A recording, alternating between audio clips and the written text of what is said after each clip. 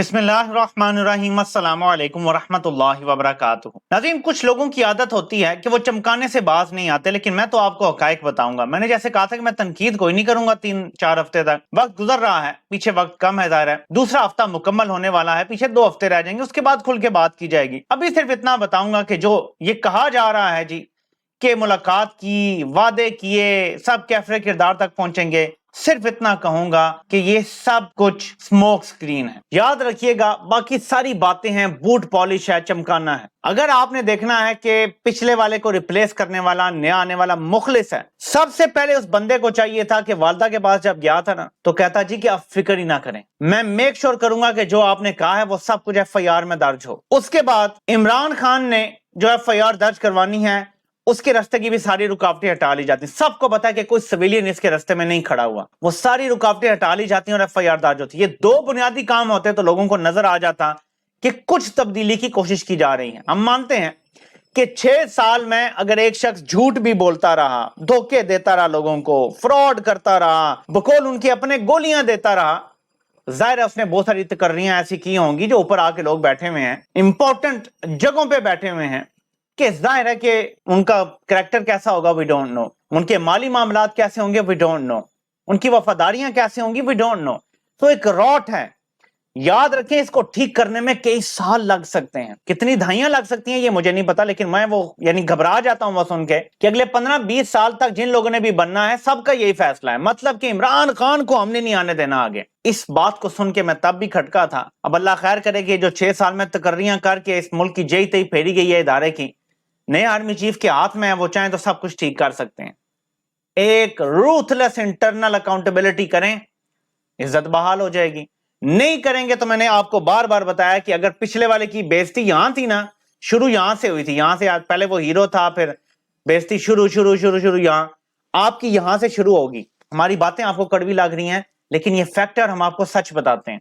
फैसला आप कर लें। अरशद शरीफ की वालदा ने दरख्वास्त दी है, उसमें जो प्राइम अक्यूज यानी एक तो रिटायर हो गया है, एक जिसका नाम है मौसूफ, उनको लेकर अरशद शरीफ की वालदा से मिलने चले गए। मैं इससे ज्यादा बात इसलिए नहीं करूंगा कि आप देख लें, मेजर आदिल राजा साहब इस बारे में तफसील बता रहे हैं, मैं शॉर्ट में सिर्फ बताऊं, बाकी आप उनका देख लीजिएगा कि बार बार उन्हें यकीन दिलाया गया कि आपको मिसगाइड किया जा रहा है। जैसे अरशद शरीफ के हवाले से एक प्रेस कॉन्फ्रेंस की गई थी कि अरशद शरीफ को भी मिसलीड या मिसगाइड किया गया था, ये एक बयानिया बनाया जा रहा है कि हम दूध से धुले हुए हैं, हमने कभी जिंदगी में कोई कानून नहीं तोड़ा और आपको मिसगाइड किया जा रहा है। यानी इमरान खान का दिमाग खराब, वो गोलियां भी अपने आप को मरवा रहा है, वो अपने लोगों को पकड़वा के नंगा भी करवा रहा है, ये सब कुछ हुआ ही नहीं है, मतलब किसी की तरफ से।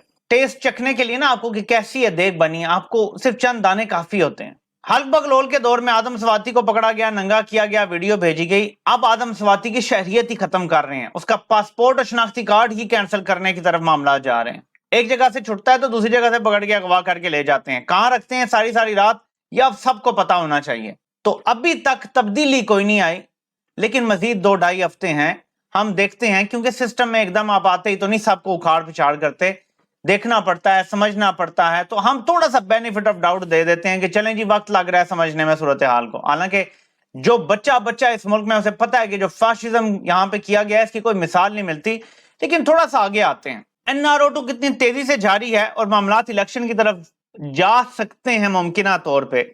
इवन तो एक खबर उड़ाई गई है, पता नहीं है सच है या नहीं है, कि परवेज इलाही ने कहा जी कि अगली दफा भी वजारत आला काफ लीग को दें तो फिर हम असेंबली तोड़ेंगे। मुझे पता नहीं है, ये मैं खबर कंफर्म नहीं कर सका, लेकिन मामलात इलेक्शन की तरफ जाते हुए किसी ना किसी हद तक नजर आ रहे हैं, वो पंजाब और KP में हो या वो पूरे मुल्क में हो। इस हवाले से NRO में थोड़ी तेजी आ गई है। आप राना सनाउल्लाह को जिस तरह बरी करवाया गया है, सिर्फ गवाहान के मजे का खेज बयानात आप पढ़ें दो कि मैं आपको सुनवाता हूं, आप हैरान परेशान हो जाएंगे कि यार ये किस किस्म का मुल्क है और यहाँ चल क्या रहा है। यहाँ लिखा हुआ है कि जी असिस्टेंट डायरेक्टर इम्तियाज अहमद, जो भी इसका नाम है, के बयान किया है कि मुझे वाकयात नंबर ये जो भी था का इल्म ना है, मेरे सामने कोई बरामदगी मंशियात ना हुई थी, कि हम हकायक जानते ही नहीं है, हमें कुछ पता ही नहीं है, हमारे सामने कुछ हुआ नहीं है। हालांकि जो लोग शामिल हैं उनसे पूछा जाए ना, इसलिए किसी तौर पर इस्तगासा की तायद ना करता हूं। ये कहते हैं जी कि हमारा नाम डाल दिया गया था बतौर गवाह। एक और गवाह देखें जरा, बदालत जनाब स्पेशल जज साहब एंट्री होंगे, मैं इंस्पेक्टर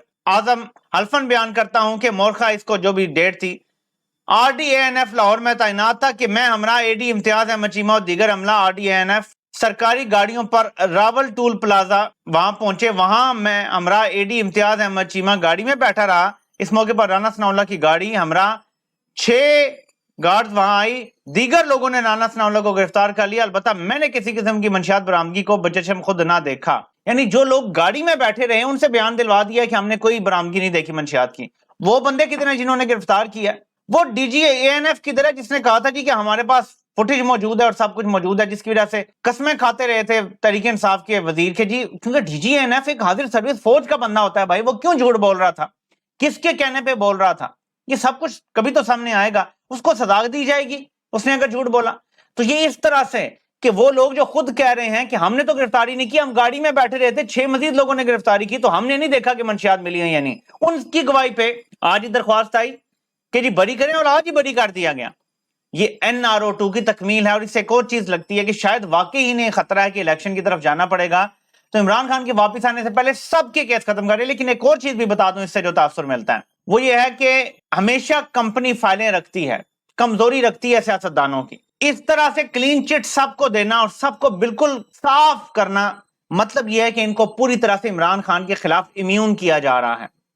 مطلب یہ ہے کہ کمپنی کو عمران خان قبول نہیں ہے، کیونکہ کمپنی کے مالک امریکہ کو عمران خان قبول نہیں ہے. تو کمپنی پوری کوشش کر رہی ہے کہ جتنا تگڑا کر سکتی ہے سیاستدانوں کو کرے، ایک بیانیہ بنائے کہ یہ سیاستدانوں نے کوئی غلط کام نہیں کیا بلکہ عمران خان فاشسٹ تھا، اس کے دور میں سب کچھ غلط ہوا، جھوٹے کیس بنے. یہ حالانکہ نواز شریف کو ساری سزائیں پہلے ہو چکی، اس کے سارے کیس عمران خان کے آنے سے پہلے نواز شریف کی اپنی حکومت میں بنے. اس کے باوجود اور شہباز شریف پہ جو ایک کیس عمران خان کے دور میں بنا اس پہ تو خود ماشاءاللہ سے بغلور صاحب نے خود NRO دیا، اور اسی دن جس دن فرد جرم لگنی تھی اس دن لا کے مسند اقتدار پہ بٹھا دیا. اب رانا ثناء اللہ کے کیس میں بھی میں نے جو پچھلی ویڈیو میں کیا تھا کہ اس نے بچایا ہے نون لیگ کے لوگوں کو. 2 سال اس بندے نے فرد جرم نہیں لگنے دی. یہ سارا حلق بغلور کا کارنامہ تھا، ورنہ کون اس طرح مینج کر سکتا ہے سسٹم کو؟ 2 سال اس نے نہیں لگنے دی فرد جرم، لیکن اسے ظاہر کچھ کام نکلوانے تھے تو اس نے کیس بھی ختم نہیں کیا. اور آپ دیکھ لیں وہ گیا پیچھے کیس بھی ختم کروا دیا گیا. سو ایک وہ کہتے ہیں نا کٹورے پہ کٹورا بیٹا باپ سے گورا، جانے والے سے آنے والے کا بھی حالات لگ رہے ہیں کہ اب تو آدم سوادی کو اور زیادہ ان کے جو فارم ہاؤسز ہیں وہ گرائے جا رہے ہیں، ان کی وائف کو نوٹس بھیجے جا رہے ہیں، ان کو کوئٹہ سے اٹھا کے سندھ لے گئے ہیں. تو حالات ابھی بالکل تبدیل نہیں ہوئے بلکہ ورس ہو رہے ہیں. میں جو دیکھ رہا ہوں کسی قسم کی بوٹ پالش عوام کو یا تحریک انصاف کو کوئی فائدہ نہیں دے گی کسی بھی قسم کی. صرف سسٹینڈ عوامی پریشر اور شاید کوئی منی میریکل ہو جائے تو حالات بہتر ہو سکتے ہیں. عمران خان بار بار اپنی قوم کو بتا رہے ہیں کہ آزادی ملتی نہیں ہے، چھیننی پڑتی ہیں، زنجیریں ٹوٹتی نہیں ہیں، توڑنی پڑتی ہے. لیکن عوام کو سمجھ نہیں آ رہا. اب بھی بیٹھ کے کہہ رہے ہیں کہ وہ 3-4 گولیاں لگا ہوا 70 سال کا بندہ وہ نکلے باہر. اور بھائی اپنے حق کے لیے خود نکلنا پڑتا ہے. ہم ڈرے رہیں گے، بیٹھے رہیں گے. میں آپ کو آج بتا رہا ہوں، میں آج بول رہا ہوں، ایک ایک کر کے یہ ساری آوازیں بند کر دیں گے.